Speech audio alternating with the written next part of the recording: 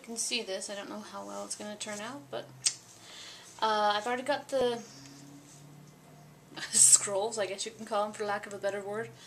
Got them in the top and at the bottom. And I do use, I don't know, I'll see with this there. Not much space. It won't take up the entire length of the fabric, but it might get a little close.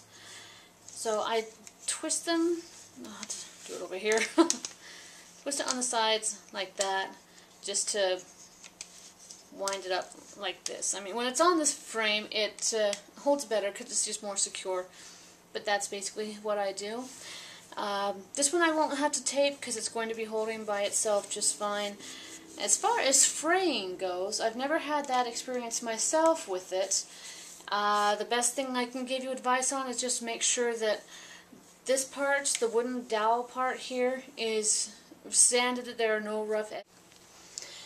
So, one of the things that I have to wait before I can do that first stitch in the new project, winding the threads onto the bobbins. You're wondering, perhaps, what I do to entertain myself while I'm doing this. Let me give you a small sample. Small pleasures who deny us these. Gin toddies, large measures, no skimping if you please. I stitch it, I love it. Life is a game of chance. I'll never tire of it, leading this merry dance. If you don't mind having to go without things, it's a fine life, fine life. No, that ain't all jolly old pleasure outings. It's a fine life, fine life. When you've got someone to love, you forget your cares and strife. Look, what's the words? Let the breeze fall down on us, let the wide world frown on us. It's a fine, fine life. Oh, perfect timing. Alright, well, everything's wound up, ready to go. I'm going to put the pattern on the clipboard in just a second here, and it's kind of like a cream colored fabric. It's Aida. I prefer that over linen. Linen is just too complex and complicated for me.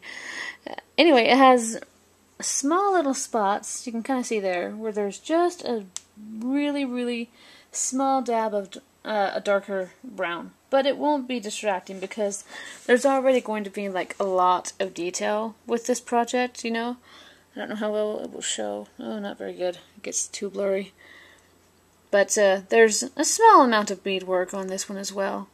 And metallic floss. Ugh! I hate metallic floss. It's wonderful to work with, but it's a pain in the butt to work with. Alright, everybody. Because it's the smaller, smaller count of fabric. It's 18 counts. No problem. That's what these are for.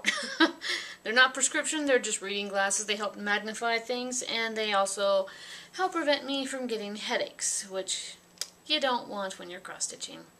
Anyway, about to start the fun. We'll see ya.